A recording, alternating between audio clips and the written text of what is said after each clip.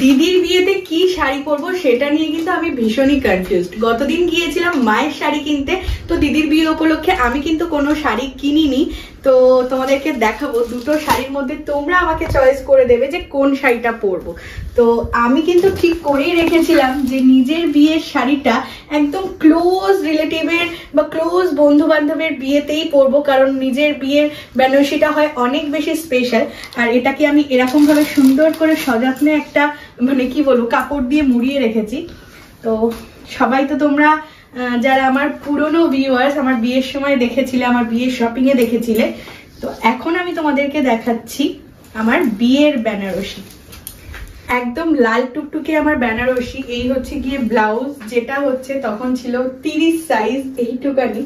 But এই ব্লাউজটা এখন হওয়া পসিবলই না, হয়তো সেলাই খুললে হয়ে যাবে। তাহলেও এখন আমার কাছে অনেক ডিজাইনার ব্লাউজের কালেকশন রয়েছে, হয় ম্যাচিং করে লাল দিয়ে বা কন্ট্রাস্টে আমি অবশ্যই পরে নেব। তো তার আগে শাড়িটা দেখে নিই, কারণ কোন শাড়িটা পরবো আমি ভীষণই কনফিউজ হয়ে গিয়েছি। তো এইখান দিয়ে দেখিয়ে দাও। আমার বিয়ের বেনারসিটা কিন্তু পিওর সিল্কের মধ্যে, একদম ছোট বুটির কাজ, আর পাটটা রয়েছে ট্র্যাডিশনাল একদম কলকা করা। এই হচ্ছে কি আঁচলটা, মানে এইখানটা ধরলেই বোঝা যাবে যে কতটা সফট আর কতটা পাতলা। এই দেখো, খুব বেশি খুলছি না, তাহলে আমার ভাঁজ করতে প্রবলেম হবে। তো আমার বিয়ের পর আর ড্রাই ওয়াশ বা পলিশ কিছুই করা হয়নি। দিদির বিয়েতে পরার পর যদি এই শাড়িটা পরি, তো দিদির বিয়েতে পরার পর কিন্তু এটাকে ড্রাই ওয়াশ করবো। ভীষণ সুন্দর দেখতে। আর প্রত্যেকটা মেয়ের কাছে বিয়ের বেনারসি কিন্তু একদম স্পেশাল হয়। তো এটা কেনা ছিল আমার আদি মোহিনী মোহন কাঞ্জিলাল থেকে, কলেজ স্ট্রিটের ওখান দিয়ে। আর এটার দাম নিয়েছিল 17,000 সামথিং। তো ভীষণ সুন্দর কিন্তু শাড়িটা, তোমরা কিন্তু অবশ্যই কমেন্ট করে জানিও।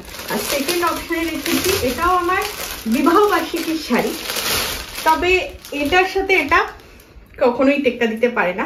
ফার্স্ট অ্যানিভার্সারিতে আমি পরেছিলাম। তো এটা হচ্ছে তুতে কালারের একটা বেনারসি। এই যে সেম নাকি, শুধু কালারটা আলাদা নাকি? না সেম না, এটার দাম মাত্র 4,000 কি 4,500 টাকা ছিল। তো কোয়ালিটি অবশ্যই ডিফারেন্স, এটা পিওর না। তো এটা হচ্ছে বডি প্লেনের মধ্যে।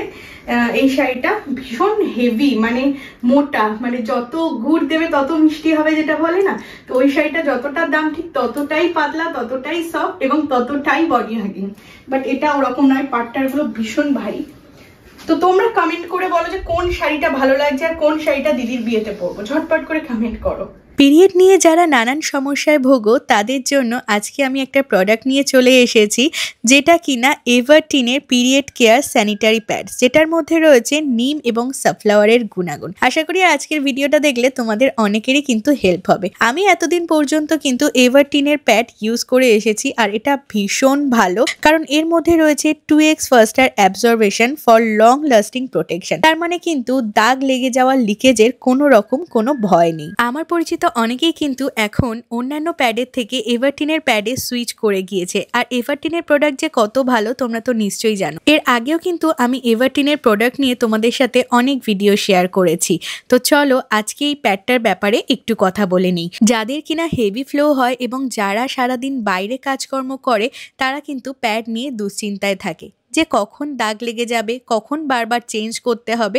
তো সেই সব সমস্যা কিন্তু দূর করতে তোমাদের জন্য এই ভিডিওটা নিয়ে চলে এসেছি। তো প্যাডটা আমি তোমাদেরকে খুলে দেখাচ্ছি। এটার মধ্যে কিন্তু ডবল ফ্ল্যাপ সিস্টেম রয়েছে, যেটার কারণে কিন্তু অল টাইম তোমাদেরকে এটা প্রোটেকশন দেবে।